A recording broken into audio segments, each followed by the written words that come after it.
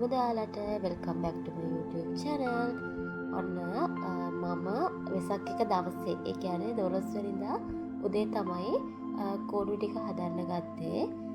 Time තිබුණේ නැහැ. ඒක හින්දා තමයි ඉතින් උදේ මට කෝඩු ටික හදන්න උනේ. මම කෝඩු 3ක් හැදුවා. ඔයාලට ඉස්සරහට මම ඒ කෝඩු 3ම පෙන්නන්නම්. මේ තීන් ඉතින් කෝඩු ටික හදන්න ගත්තී මං පොඩ්ඩක් වෙනස් විදිහට තමයි මේ පාර කෝඩු ටික හදන්න ගත්තේ. ඒ කියන්නේ හැමදාම මම ටිකක් එකම විදිහට තමයි කෝඩු හදන්නේ. ඒ වුණාට මේ පාර පොඩ්ඩක් වෙනස් විදිහට කෝඩු ටික හැදුවා.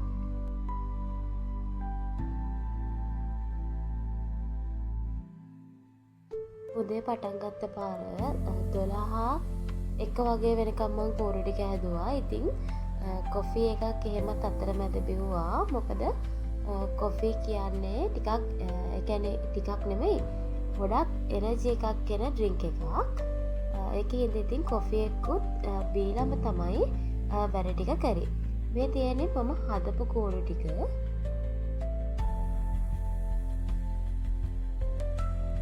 පොඩ්ඩක් ඉතින් හදලා ඉවරලා නිකන් බැලුවා කොහොමද කෝඩු ටික කියලා. ඇත්තටම මේක මට වොයිස් කරන්න වෙලාවක් තිබුණේ නැහැ. ඒත් මේ සතිය ඇතුළත කොහොම හරි දාන්න ඕනේ හින්දා වොයිස් කරා. මම ටිකක් අසනීපෙන් ඉන්නේ. ඒකෙන්ද මගේ වොයිස් එකක් ටිකක් වෙනස් වෙලා ඇති. මේ තියෙන්නේ මම රෑ කෝඩු ටික එල්ලුවට පස්සේ හරියට පේනවද දන්නේ නැහැ.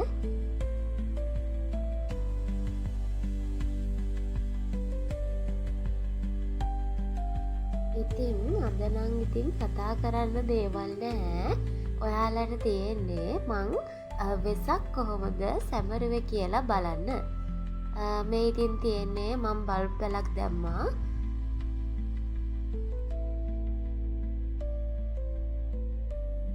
ඉතින් මම මුලින්ම කරේ කෝඩු ටික එල්ලලා බල්බ් පැල් දාපු එක.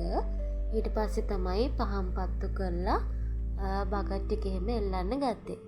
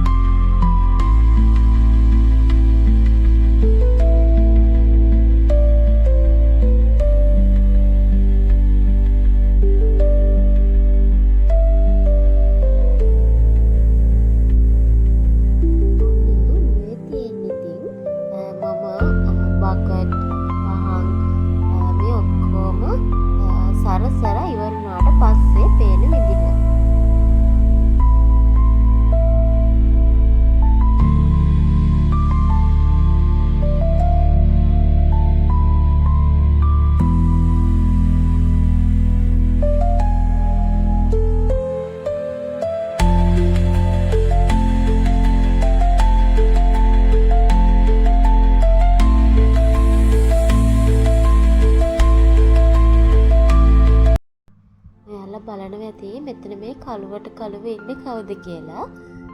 මේ ඉන්නේ ඇත්තටම මගේ හාපැටියා. එයා තමයි ඉතින් මගෙත් එක්ක කොයි වෙලේත් ගෙදර ඉඳිත් ඉතින් මගේ ළඟටම වෙලා ඉන්න කෙනා. එයා විතරයි අපිට ඉන්නේ. මං බලු පැටව, පෝස් පැටව එහෙම එයාලා වැති කරන්නේ නැහැ. මෙයා තමයි ඉතින් ඉන්නේ. මෙයාව මම පෙට් ෂොප් එකකින් තමයි අරගෙන ආවේ. ඉතින් මම මොන දේ කරත් ඉතින් මෙයා ඉතින් මගේ ළඟින් ඉන්නවා. ඇත්තටම ඉතින් ඔය දැනුන් ඔය දැන් මේ රෑනේ. ඒකයි එයා ගොඩාක් කැමති රෑට එළියට එන්න. ඒ වගේම උදේ පාන්දරටත් එළියට එන්න මෙයාලා ගොඩාක් කැමති. මෙයා රට හාවෙක්. ඉතින් මේ දැනුත් දැන් මේ මම එළියේ ඉන්න හින්දා එයාත් ඉතින් මගේ ළඟට ඇවිල්ලා ඉන්නවා.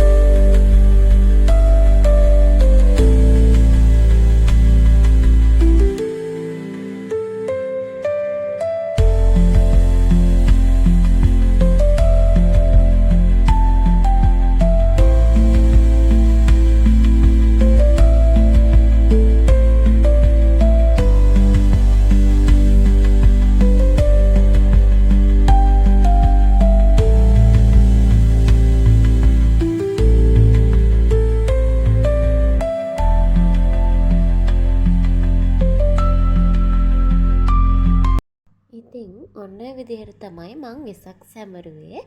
මං ඔයාලට පොඩි ලොග් එකක් අරන් ආවේ.